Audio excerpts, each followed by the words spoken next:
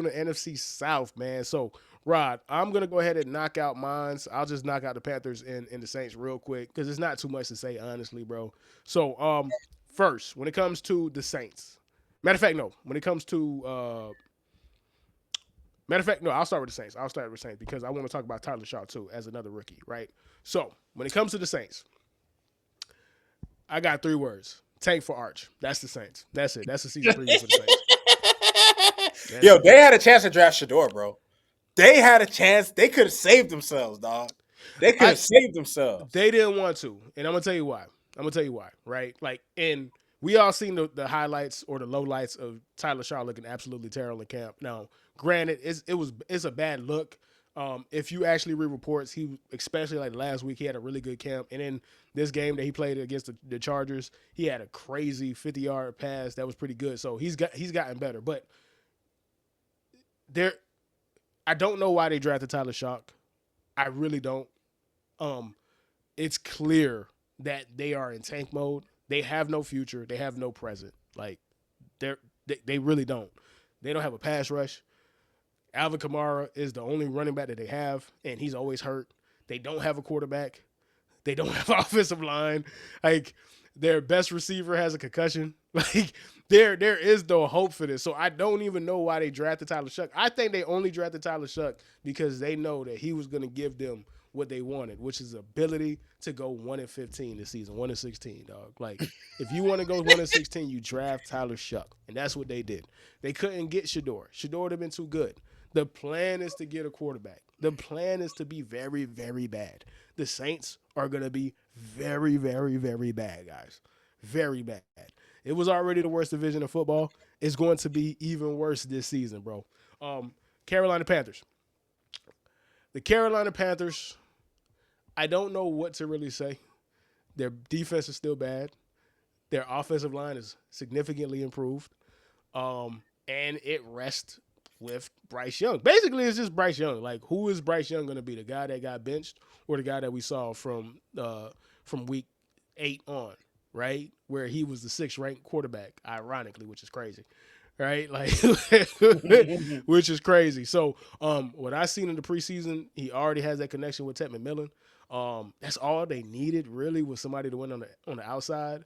Like, Xavier Legette was supposed to be that guy. He's too busy chasing raccoons. Adam Thielen is 36. He had no business being an outside receiver, so now he could play in the slot where he's supposed to be. Xavier Legette could go to number 2, which he needs to be, which is the number 2 receiver. They had a really good running game last year. They had a top 6 quarterback the second half of the season. If they can maintain it, they can't stop shit. They still won't be able to stop nothing. They had the worst defense in the league last year.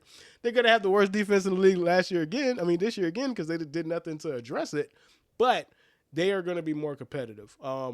It basically just rests on Bryce Young.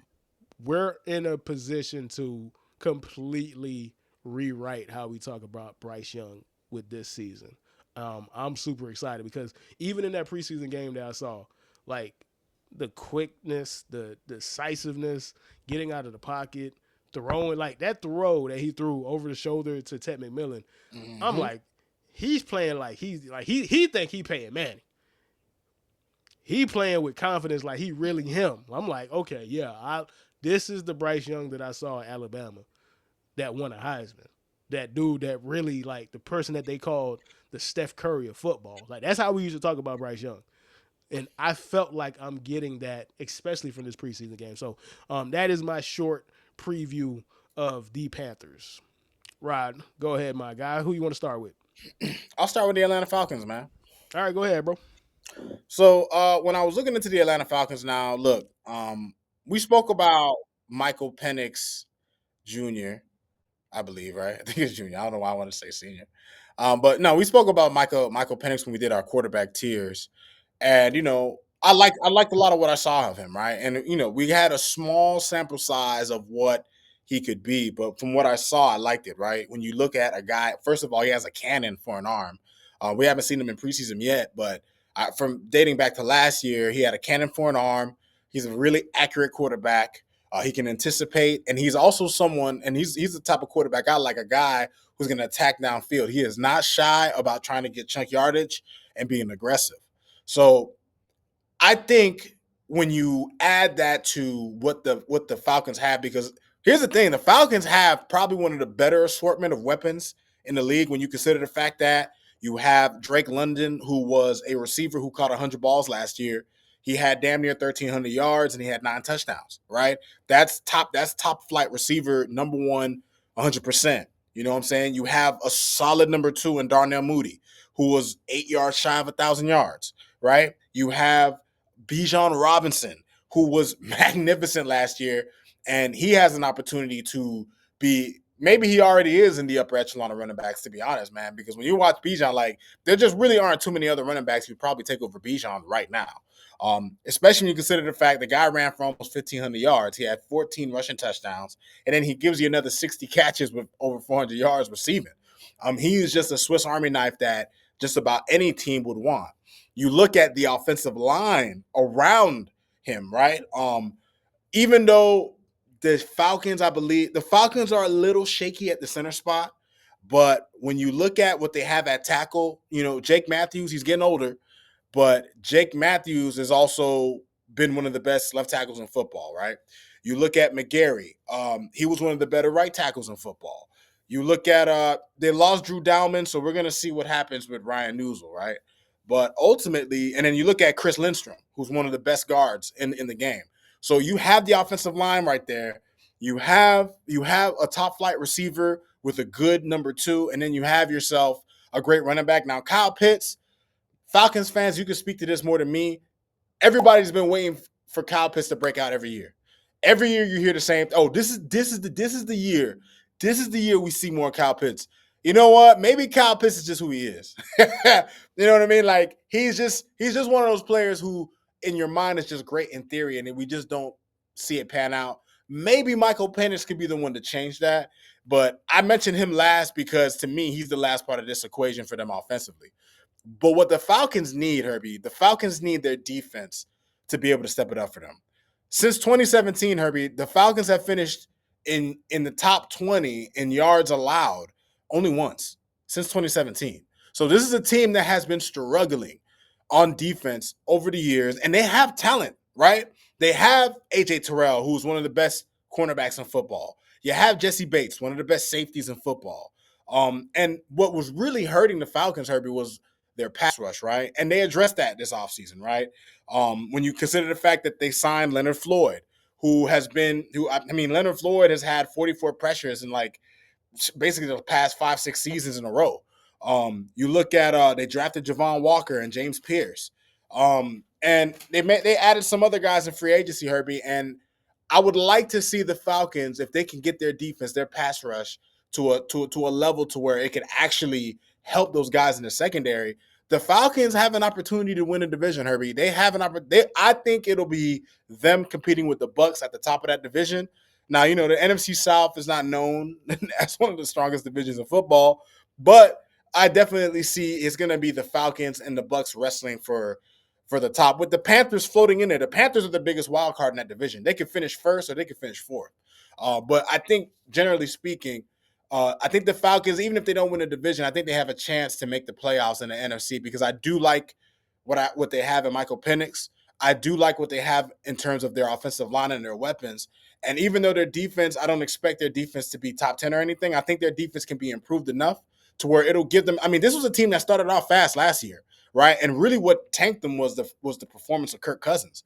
But you have a young quarterback with a lot of talent who, with the talent that he has around him, I think can do some real damage. So Falcons fans, I regardless of whether you guys win the division, I think you'll at least make the wild card, in my opinion. Which leads me, I guess, to my next team. Might as well get to it. The Tampa Bay Buccaneers. What can I say about the Bucs? This is what I'm going to say about the Bucs, y'all, because I don't have too much to say about the Bucs, other than the fact that I think as of right now, until the Falcons or the Panthers prove that they could uprise, and I think the Bucs are going to run it back for the division again. Now, I think they might have some problems early, right? Because Tristan Wirfs, who's one of the best left tackles in football, he's been replaced by Charlie Heck. And as a person who has watched bad offensive line play ruin my teams for years and years and years, as great as Baker played last year, that can make a difference, right?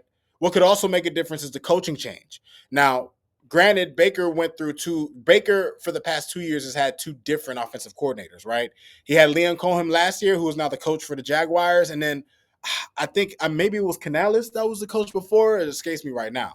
But now Baker's going to be on his third offensive coordinator in 3 years, but he still has one of the best wide receiver rooms, man. They got Mike Evans, bro, who's the old reliable.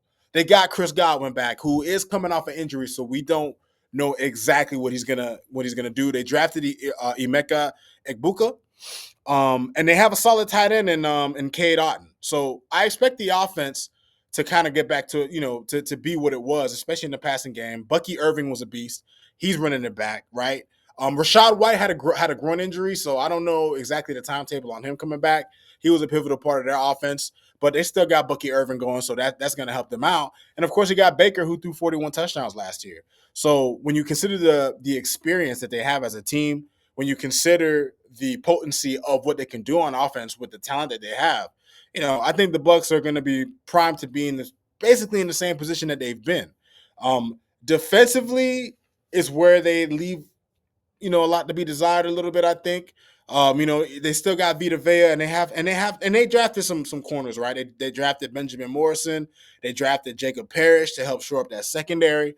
So, they definitely tried to make some moves. I think they went out and got Hassan Reddick. And listen, unlike last season where Hassan Reddick was holding out and he came back out of shape, the Bucs will actually have an opportunity to have a fully conditioned, a more ready Hassan Reddick. And I think that'll definitely help make a difference for their pass rush. This was a team that had the third highest blitz rate last season. So obviously they want to be able to put more natural pressure against teams and not have to put their secondary in compromising positions.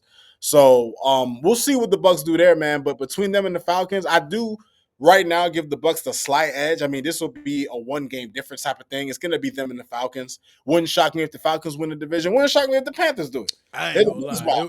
It would absolutely shock me if the Falcons won the division, man. I think it's gonna be the Bucs going away. I think the Bucs. Yeah, you think so? Yeah, the Bucs just have the. I think it's gonna be a tighter race. To me, the Bucs got the most complete team. Like, you gotta think about this. The Bucs' third receiver could be a number one, Emeka Egbuka from Ohio State. Like, go listen to what Teddy Bridgewater said about him. He was like, "Yo, who is that?"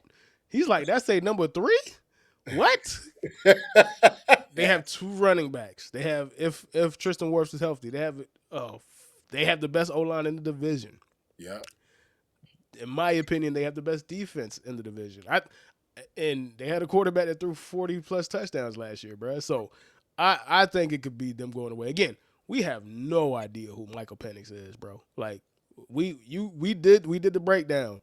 He is old school. He's YOLO. Somebody is down there somewhere. Gunslinger.